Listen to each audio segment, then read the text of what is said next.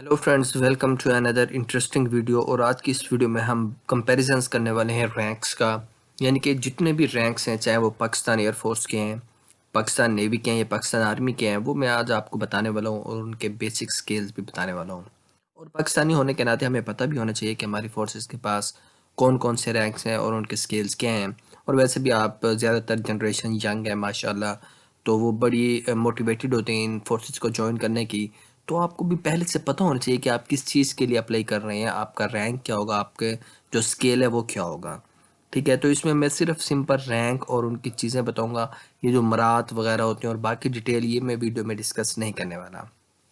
तो चलते हैं हम अपनी वीडियो की। तो पहले मैं जो आपके साथ शेयर करने जा रहा हूँ वो है नॉन कमीशनड ऑफिसर्स। ठीक है, यानी कि वो जॉब्स जो मैट्रिक बेस पर आती होती हैं। और यहाँ पर याद रहे, नॉन कमीशन ऑफिसर्स के जो रैंक के बैजेस हैं, यानी कि उनके जो बैज लगाए जाते हैं वो कहाँ पर डिस्प्ले किए जाते हैं, उनकी आर्म्स पर। ठीक है, बाजुओं पर लगे हुए होते हैं उनके बैज। ये आपको पहली समझ आ जानी चाहिए बात कि नॉन कमीशन ऑफिसर्स के जो बैज हैं वो बाजुओं पर होते हैं। अब हम शुरू करते हैं। यहाँ पर आप देख सकते हैं सोल्जर जो भर्ती होता है उसका जो स्केल होता है, पोजीशन होती है, वो कौन सा होता है, 7वां स्केल होता है।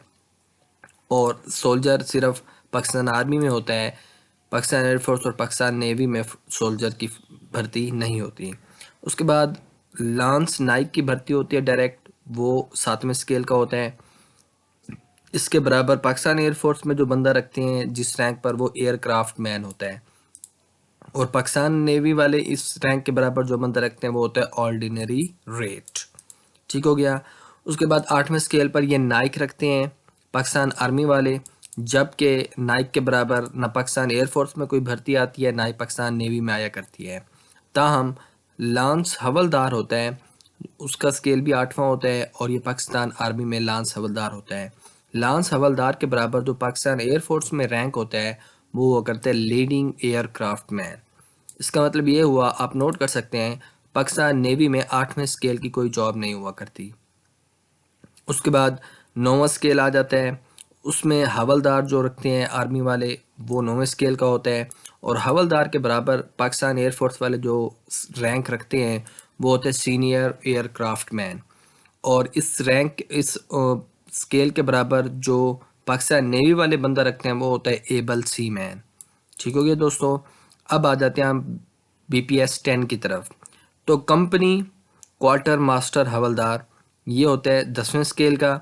और इसके बराबर पाकिस्तान एयरफोर्स वाले जो बंदा रखते हैं वो होते हैं जूनियर टेक्नीशियन, जबकि पाकिस्तान नेवी में इनके बराबर कोई रैंक नहीं होता है, कोई इस स्केल के बराबर, और इसलिए वो वैकेंट है।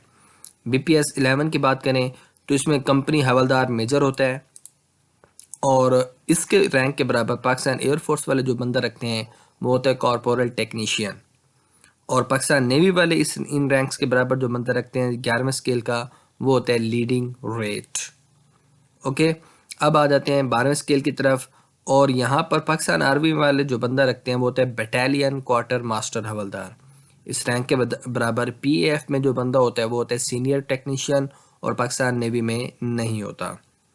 BPS 13 में बटालियन हवलदार मेजर जो है ये पाकिस्तान आर्मी में आता है। और पाकिस्तान एयरफोर्स में इन रैंक्स या BPS के बराबर जो बंदा होता है उसको हम कहते हैं चीफ टेक्नीशियन। और पाकिस्तान नेवी में पैटी ऑफिसर रखा जाता है 13वें स्केल पर। ये थे नॉन कमीशनड ऑफिसर्स, और ज़्यादातर ये जॉब्स आती हैं मैट्रिक बेस पर। ताहम अगर कोई एक रैंक वाला प्रमोट हो जाता है तो उसको ऊपर वाला रैंक दिया जा सकता है। जैसे ऑर्डिनरी रेट 7वां स्केल का है, तरक्की के बाद ये 8वें पर जा सकता है, लेकिन उसको हम कोई नाम नहीं देते, वो ऑर्डिनरी रेट ही उसका नाम रखा जाएगा। अब हम आ जाते हैं जूनियर कमीशन ऑफिसर्स की तरफ, JCOs जिनको हम कहते हैं। JCOs में अब 13 स्केल हमारे पूरे हो गए हैं, अब हम 14वें की तरफ आ गए हैं। तो इसमें होता है नायब सूबेदार आर्मी के पास। और इस स्केल या रैंक के बराबर PAF में जो बंदा होता है उसको हम कहते हैं असिस्टेंट वारंट ऑफिसर। और इसी रैंक का या स्केल का जो पाकिस्तान नेवी में ऑफिसर होता है उसको हम कहते हैं चीफ पैटी ऑफिसर। दोस्तों, 15वें स्केल की अगर हम बात करें तो आर्मी में जो 15वें स्केल का रैंक होता है वो सूबेदार का होता है। PAF में जो रैंक होता है वो वारंट ऑफिसर का होता है। और पाकिस्तान नेवी में जो रैंक होता है 15वें स्केल का वो होता है फ्लीट चीफ पैटी ऑफिसर। 16वें स्केल की बात करें तो आर्मी में जो 16वें स्केल की बात करें तो आर्मी में जो 16वें स्केल का रैंक होता है वो सूबेदार मेजर होता है। पाकिस्तान एयरफोर्स में 16वें स्केल का जो रैंक होता है वो होता है चीफ वारंट ऑफिसर। और पाकिस्तान नेवी में जो रैंक होता है 16वें स्केल का वो होता है मास्टर चीफ पैटी ऑफिसर। ये आपके जूनियर कमीशन ऑफिसर्स के रैंक्स हो गए। अब हम चलते हैं कमीशनड ऑफिसर्स की रैंक की तरफ, जो जॉब यानी कि एफएससी, एफए या उससे ऊपर की क्वालिफिकेशन की बेस पर आती हैं। सेकंड लेफ्टिनेंट को तो आप सब जानते ही होंगे। तो यहाँ पर आप देख सकते हैं ये सेकंड लेफ्टिनेंट का जो बीपीएस हुआ करता है वो 17वें स्केल का होता है। और सेकंड लेफ्टिनेंट आर्मी में हुआ करता है। आर्मी में जो सेकंड लेफ्टिनेंट है पीएएफ में उस रैंक के बराबर जो बंदा होता है उसको हम कहते हैं पायलट ऑफिसर। जबकि पाकिस्तान नेवी में इन रैंक्स के बराबर का जो बंदा होता है उसको हम कहते हैं मिडशिपमैन। और उसके बाद लेफ्टिनेंट होता है और उसकी जो है स्केल 17वां होता है उसका भी। और इसमें ये लेफ्टिनेंट आर्मी में हुआ करता है। ताहम पाकिस्तान नेवी में पाकिस्तान एयरफोर्स में जो बंदा होता है इस रैंक के बराबर का उसको हम कहते हैं फ्लाइंग ऑफिसर। और पाकिस्तान नेवी में इस रैंक का जो बराबर का बंदा होता है उसको हम कहते हैं सब लेफ्टिनेंट। ओके, अब उसके बाद आ जाते हैं आर्मी के अंदर कैप्टन। कैप्टन आप सब जानते हैं, हालांकि कैप्टन को ज़ाहिर है पाकिस्तान आर्मी के लिहाज से हम ज़्यादा जानते हैं। उसका स्केल 17वां होता है। यही कैप्टन पीएएफ में किस रैंक के बराबर बंदा रखते हैं? पीएएफ वाले फ्लाइट लेफ्टिनेंट होता है वो। और पाकिस्तान नेवी वाले जो बंदा रखते हैं वो होता है लेफ्टिनेंट। ठीक हो गया। उसके बाद कैप्टन आर्मी में जब तरक्की होती है उसकी तो वो मेजर बनता है। और मेजर का स्केल क्या हुआ करता है? 18वां। इसके बाद पाकिस्तान एयरफोर्स वाले मेजर के बराबर जो बंदा होते हैं उनके रैंक के बराबर का वो होता है स्क्वाड्रन लीडर। और पाकिस्तान नेवी में जो इन मेजर के रैंक के बराबर का बंदा होता है वो होता है लेफ्टिनेंट कमांडर। मेजर की तरक्की होती है आर्मी में तो वो लेफ्टिनेंट कर्नल बन जाता है, जिसको हम कलोनल लिखते हैं, कर्नल होता है ये। इसका 19वां स्केल होता है। और लेफ्टिनेंट कर्नल के बराबर पीएफ में जो बंदा होता है उसको हम विंग कमांडर कहते हैं। विंग कमांडर अभिनंदन जो पकड़ा गया था आप सबको याद होगा। हाँ जी। अच्छा जी।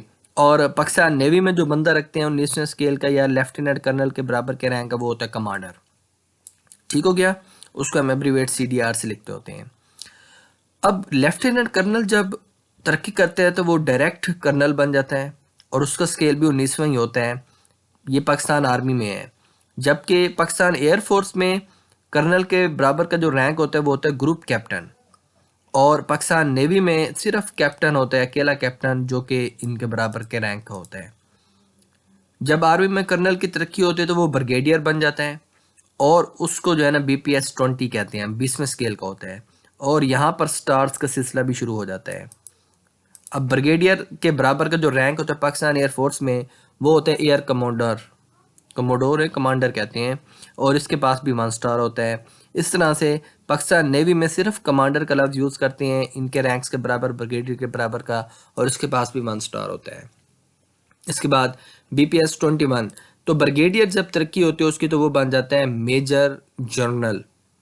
और इसके जो है 21वां स्केल होता है और मेजर जनरल आर्मी में होता है। जबकि पाकिस्तान एयरफोर्स में इस रैंक के बराबर के बंदे को हम कहते हैं एयर वाइस मार्शल। ठीक है। और उसके बाद पाकिस्तान नेवी में इस रैंक के बराबर का जो बंदा होता है उसको हम कहते हैं रोयर एडमिरल। और इन सब के पास 2 स्टार्स होते हैं, जैसा कि आपको लिखा हुआ नज़र आ रहा है। बीपीएस 22 की तरफ चलते हैं। तो मेजर जनरल जब तरक्की करता है पाकिस्तान आर्मी में तो ये लेफ्टिनेंट जनरल बन जाता है और इसके पास 22वां स्केल होता है। स्टार्स इसके पास 3 होते हैं। और लेफ्टिनेंट जनरल जो है पाकिस्तान एयरफोर्स में इस रैंक के बराबर का जो बंदा है उसको हम एयर मार्शल कहते हैं। जबकि पाकिस्तान नेवी में इस स्केल या रैंक के बराबर का बंदा होता है वाइस एडमिरल। इन सब के पास 3 स्टार्स होते हैं। ओके जी। अब हम चलते हैं ऊपर वाले स्केल की तरफ। 22 स्केल पूरे हो गए। अब ऊपर वाले जो स्केल्स होते हैं उनको हम कहते हैं बीपीएस एपेक्स। और पाकिस्तान आर्मी में लेफ्टिनेंट जनरल जब तरक्की करता है तो वो बनता है जनरल और इसके पास 4 स्टार होते हैं। पाकिस्तान एयरफोर्स में जनरल के बराबर का जो रैंक होता है वो होते हैं एयर चीफ मार्शल। और पाकिस्तान नेवी में जनरल के बराबर का जो रैंक होता है वो होता है एडमिरल। ये फ्रेंड्स, जब आर्मी के अंदर जनरल तरक्की करता है तो उसको हम कहते हैं फील्ड मार्शल। याद रहे, इसका बहुत ही कम लोगों को पता है। फील्ड मार्शल 5 स्टार होते हैं इसके पास। और सबसे कम बात, नायाब बात जो लोगों को पता है वो ये है कि सिर्फ अयूब खान जो है वो इस ओहदे तक पहुंच पाया था। इसके बाद कभी भी कोई इस ओहदे पर नहीं पहुंच सका पूरी पाकिस्तान की तारीख में। और इसके पास 5 स्टार्स हुआ करते हैं। पाकिस्तान एयरफोर्स में फील्ड मार्शल के बराबर को जो रैंक होता है उसको हम कहते हैं marshal of the air force. Marshal of the air force के पास भी 5 स्टार्स होते हैं और ये अब तक किसी को नहीं मिला, ये रैंक, कोई इस रैंक तक ओहदे तक नहीं पहुंच सका। जबकि पाकिस्तान नेवी में इन रैंक्स के बराबर का जो रैंक होता है उसको हम कहते हैं एडमिरल ऑफ द फ्लीट। और इसके पास भी 5 स्टार्स होते हैं जो अब तक कभी किसी को नहीं मिल सका, कोई भी इस ओहदे तक नहीं पहुंच सका। दोस्तों, ये आपके रैंक्स में बीपीएस के साथ शेयर कर चुका हूँ। अब मैं आपको बैजेस दिखाने लगा हूँ। अगर कोई बैजेस देखना चाहता है तो मोस्ट वेलकम, अदरवाइज आपको रैंक्स की तफसील में बता चुका हूँ। याद रहे, ये जो कमीशन ऑफिसर्स होते हैं या फिर जूनियर कमीशन ऑफिसर्स होते हैं, इनके बैजेस हमेशा शोल्डर्स पर लगाए जाते हैं। सिर्फ नॉन कमीशन ऑफिसर्स वो होते हैं जिनके बैजेस हम स्लीव्स यानी कि बाजों पर लगाते हैं। तो ये बैजेस आपको नज़र आ रहे हैं यहाँ पर, आप देख सकते हैं।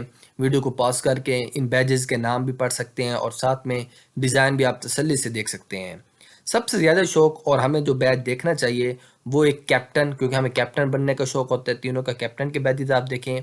और दूसरा सेकंड लेफ्टिनेंट, आपको सबको पता होना चाहिए, जो कि आप लोग अक्सर भर्ती होते हैं।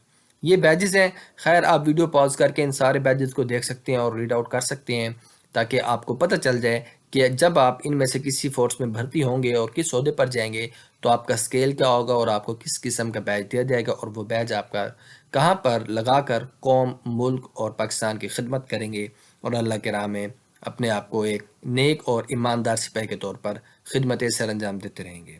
दोस्तों, उम्मीद है आपको वीडियो कहीं ना कहीं किसी न किसी हद तक मालूमाती और किसी न किसी के अंदर थोड़ी सी मालूमात में इजाफा ज़रूर हुआ होगा। और हमेशा मेरी यही कोशिश होती है कि आपको सही और बर वक्त इन्फॉर्मेशन पहुँचाता रहूँ।